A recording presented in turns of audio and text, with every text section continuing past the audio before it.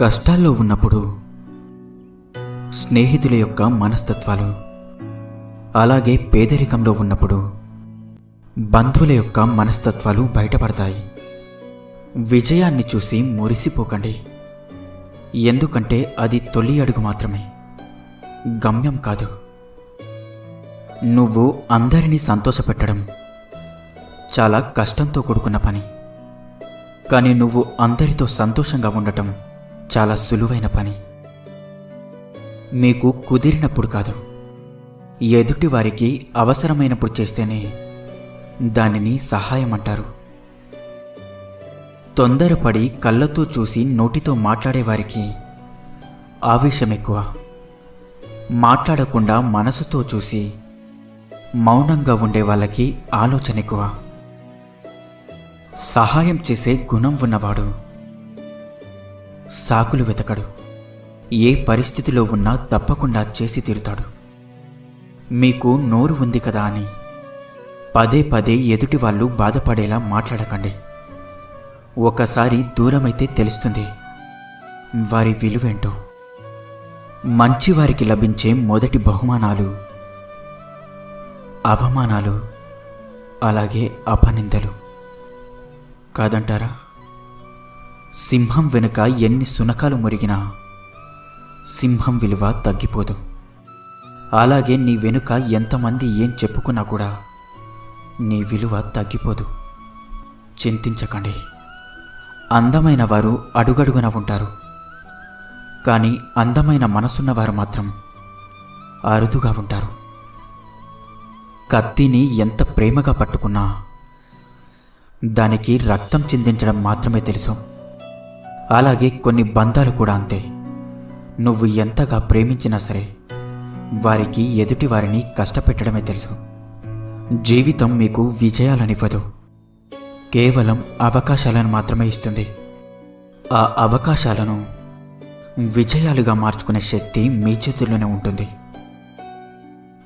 జీవితంలో ఎవరి మీదైతే ప్రాణమిచ్చేంత ప్రేమను పెంచుకుంటారో వారే ప్రాణం పోయేంత బాధను మిగిల్చి వెళ్తారు కాదంటారా? సులువుగా వచ్చింది ఏదైనా సరే దానికి విలువ తక్కువగానే ఉంటుంది. కష్టపడి సంపాదించుకున్నదే ఎప్పటికైనా శాశ్వతమైన విలువను సంపాదించుకుంటుంది. అది బంధమైనా, ధనమైనా, ప్రేమైనా, స్నేహమైనా, అలాగే వస్తువైనా. ఎవరి జీవితం వారికి గొప్ప, అంతేకాని ఎదుటి వారితో పోల్చి చూసుకొని ఊరికే ఆరాటపడితే కలిగే లాభం మాత్రం శూన్యమని గుర్తుంచుకోండి. మీరు పట్టుకున్న దాన్ని విడిచిపెట్టకండి. విడిచిపెట్టే ఉద్దేశం ఉన్నప్పుడు పట్టుకోకండి. గుర్తుంచుకోండి, ఒక వ్యక్తి మనసును గాయపరచడానికి ఒక్క క్షణం చాలు, కానీ ఆ గాయపడిన మనసును గెలవాలి అంటే మాత్రం మీ జీవితకాలం సరిపోదు. నీ పక్కనున్నప్పుడే పట్టించుకొని వారికి నువ్వు దూరంగా వెళ్తే నీ విలువ తెలుస్తుంది అనుకోవడం నీ అమాయకత్వమే అవుతుంది. కష్టం అనేది ఎప్పుడూ ఉండిపోదు, సంతోషం రాక మానదు. కష్టాలను ధైర్యంగా ఎదుర్కోండి, అలాగే బాధలను ఓపికగా ఓర్చుకోండి. తొందరపాటు నిర్ణయాలు ఎప్పుడూ తీసుకోకండి. సంతోషాలు మిమ్మల్ని వెతుక్కుంటూ తప్పక వస్తాయి.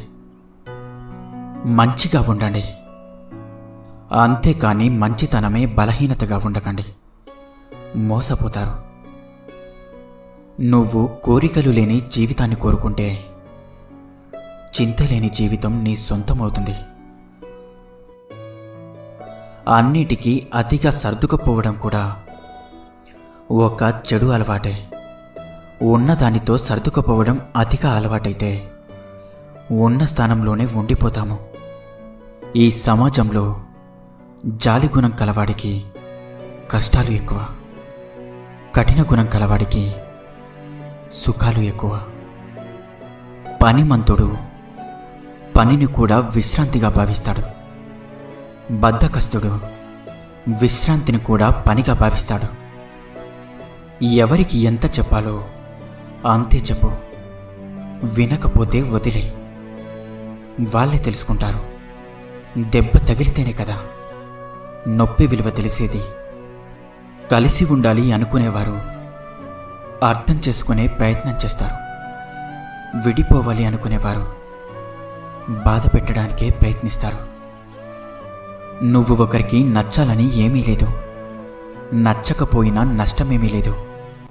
మరెవరి కోసమో నీ వ్యక్తిత్వాన్ని చంపుకొని బ్రతకాల్సిన అవసరం అస్సలు లేదు. నీ విలువ తెలియని వారితో ఏం మాట్లాడినా, వారికి ఏం చేసినా కూడా నీకు విలువుండదు.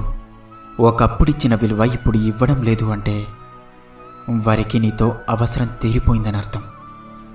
మొదటిసారి ఎవరైనా ప్రయత్నిస్తారు, కానీ ఓడిపోయినా సరే గెలిచే వరకు ప్రయత్నించేవారే గొప్పవారవుతారు. డబ్బు లేకపోతే మన ఇంట్లోనే విలువుండదు. అలాంటిది సమాజంలో ఎలా ఉంటుంది? ఒకప్పుడు మనుషులు గుణం చూసి దగ్గరయ్యేవారు, కానీ ఇప్పుడు మాత్రం డబ్బు ఉంటేనే దగ్గరవుతున్నారు. జీవితంలో సుఖంగా ఉండాలి అంటే ఈ 3 విషయాలను గుర్తుపెట్టుకోవాలి. జరిగిన దాన్ని మర్చిపోవాలి, జరుగుతున్న దాన్ని గమనించాలి, అలాగే జరగబోయేదానికి సిద్ధంగా ఉండాలి. అర్థమైందనుకుంటా. ఏం జరిగినా ఆలోచిస్తూ ఆగిపోకండి. ఏది జరిగినా అది మీ మంచికే జరుగుతుంది. మీరు గతంలో ఆగిపోకండి, ఎందుకంటే కాలం సాగిపోతూనే ఉంటుంది. నువ్వు చేసే పని నీకు ఇష్టమైనది అయితే సాధ్యమైనంత ఎక్కువగా కష్టపడండి. ఎందుకంటే నేటి నీ కష్టం తప్పకుండా రేపటి నీ ఆనందానికి పునాది అవుతుంది.